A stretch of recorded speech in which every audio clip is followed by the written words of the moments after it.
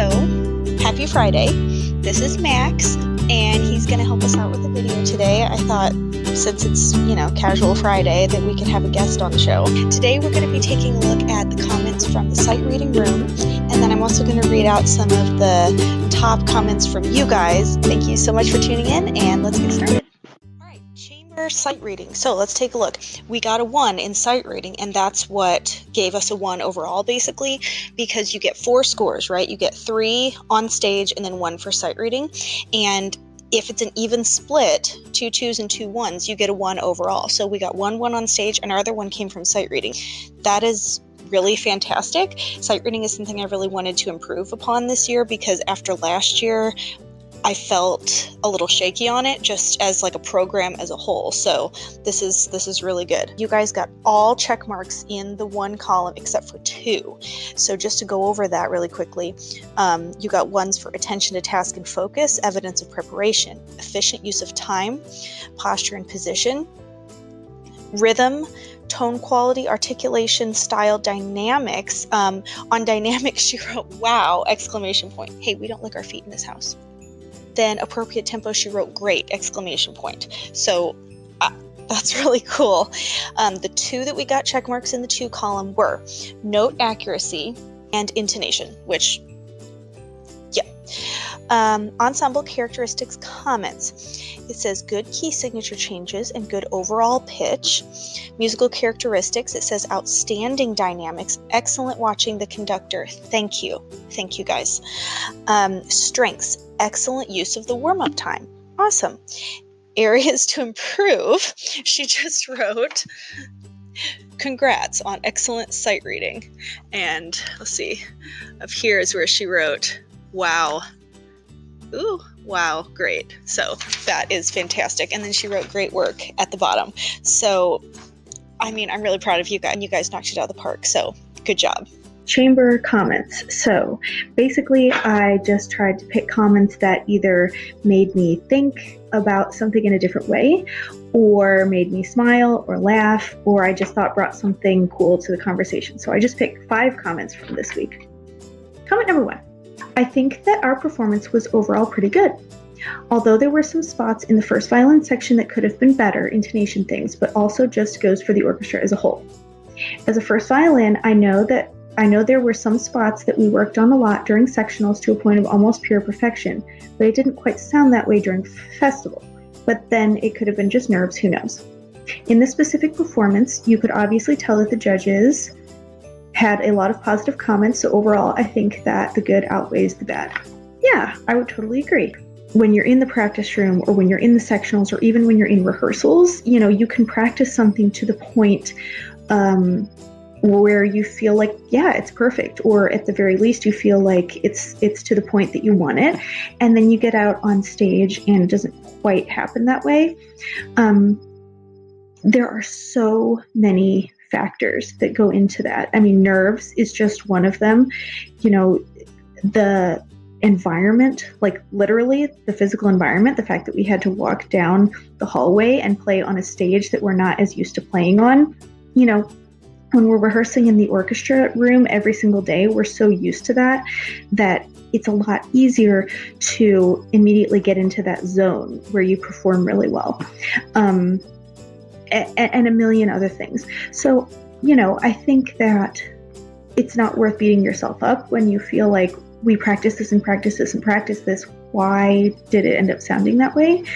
Because there's so many factors that go into it. But what I will say is, there's a saying that don't practice until you get it right. Practice until you can't get it wrong. Practice at the point where it's almost automatic, so that no matter what happens in your environment, or whether you're nervous or you don't feel so great that day, no matter what happens, that you're going to perform well. So just food for thought. Okay, next comment. It was interesting today that I picked up on things I did not pick up on listening to our pieces yesterday. It puts into perspective how important it is to listen more than once. Yes. So much yes. I myself was reminded of this going through this whole week.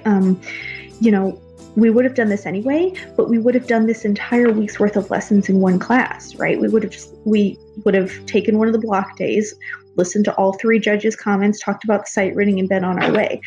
I think and we would have discussed it too, but there's something different about spacing it out and doing one judge one day and then another judge and then another judge.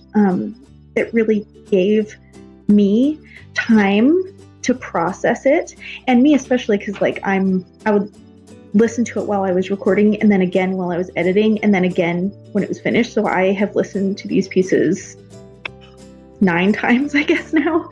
Spreading it out like this has really given me a different perspective that, you know what, I wouldn't have gotten if we just did it in one class. So I guess that's one good thing. I'll read a couple more from this comment. It says, bow placement again, I feel like that is something we should not be messing up at all. I mean, I tend to agree. I think that, you know, there are so many things that go into a performance like this. If there's something that's relatively easy to do, such as put your bow in the right spot, I would say knock those things out and not have to worry about them, because there are so many other aspects that are so much more difficult that I think if we're getting stuck on kind of those lower level things like bow placement or posture or whatever, that makes it that much more difficult to focus on the higher level stuff like phrasing and interpretation and style. So next comment. I think that we did a very good job and the judge had good comments, and I didn't know that having your feet flat on the floor made a difference. Okay, so this is kind of a, I guess, not controversial topic, but you will, if you went to the symphony, if you went to the St. Louis Symphony, you will see that not every single person has their feet flat on the floor. If you go to a really high level high school orchestra, it's going to vary. You're either going to see something that mimics the St. Louis Symphony, where everybody kind of does their own thing, or you're going to see every single person with their feet flat on the floor, like flawless. And I think that, in my personal opinion, once you reach a certain level of playing, you can decide for yourself what's most comfortable. I also think when you are moving because of expression, you know, when you get to the point where you're actually moving your body as you play, like when you go see the symphony,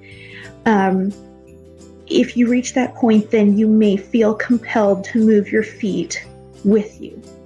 That being said, I think you don't reach that for a while. Like, that certain point that you reach is like pretty darn advanced. And I think up until that point, when you're forming habits, when you're still learning the fundamentals, that it's very important to put your feet flat on the floor because it gives you stability. The other side of that coin is some professionals will sit there and tell you, no matter how good you get, you still need to put your feet flat on the floor because it prevents injury. And that is an extremely good point. When your feet are flat on the floor and your spine is aligned all the way down, and you have that balance from, you know, the back of your neck, your shoulders, your core, blah, blah, blah, all the way down, you're much less likely to get injured. If you sit and you're off kilter somehow, like you have one foot up, that's going to throw your entire body out of alignment. And if you sit like that for a long time and do repetitive motion like you would playing an instrument, you're almost guaranteed to get an injury. Bass is a little different because they put one foot up on the stool, the rung of the stool, and one foot on the floor, but there's still that contact, and there's still a certain amount of balance, and the way that they arrange their legs supports the instrument. So that's a little different. But for cello, viola, and violin, having your feet flat on the floor can really prevent injury and set you up for a better performance. Clearly, this judge values that uniformity, and that's another thing. I think that it just shows a certain amount of discipline to have a group that's all doing the same thing and that looks cohesive on the stage. So, with all of that being said, yes, it is important to have your feet flat on the floor. Thank you for bringing it up. Sorry, was that too loud? All right, next comment. The response from the judge has changed my outlook on our performance. I love that. The previous judge has the same views as I did. However, this judge has criticized our accents from the first piece, the windmills, and how that didn't work in our favor. He also mentioned a different perspective throughout the video, especially criticizing things that I've never even picked up on before. This changed my original feeling towards our performance, but it didn't change my pride for how we came across as an orchestra. Talking about how the judge's opinion changed your outlook on the performance, but it didn't change your pride of how we felt as an orchestra. I mean, that I would frame that quote. That is awesome. And I think that that's really important when you're taking criticism like this, especially when you're taking criticism 3 days in a row, 4 days in a row now, if you count sight reading. It's really important to maintain a certain level of, centeredness so that you don't get unreasonably upset or hurt or whatever when you're just getting inundated with these are all the things that you did wrong and hearing it 3 days in a row. So I just think that is such a fantastic outlook. Next comment. I feel like every time I hear a new judge's perspective, the piece I remembered us playing sounds completely different. Love it. With this judge, he definitely brought out a lot of constructive criticism that allowed me to understand some of our issues. We do speed up quite a lot, yet sometimes we all speed up together, so it doesn't sound like we're not together. Right. Somehow our dynamics always shine through, and I'm grateful for that. Hopefully we can not only work on our sound as a whole, but our bow placement and distribution as well. Yeah, I love that. I love hearing that the different judges change your perspective again. And also, yes, if we're going to be wrong, at least be all wrong together. And, when you said that what you remember us playing actually sounds completely different, it's a lot like the previous comment talking about how hearing feedback can change your perspective so much. So anyway, thank you guys for being so engaged this week. I really appreciate it. I hope that you guys aren't too stressed out and you're all healthy and safe. Have a great weekend, and I will see you back here on Monday. Bye.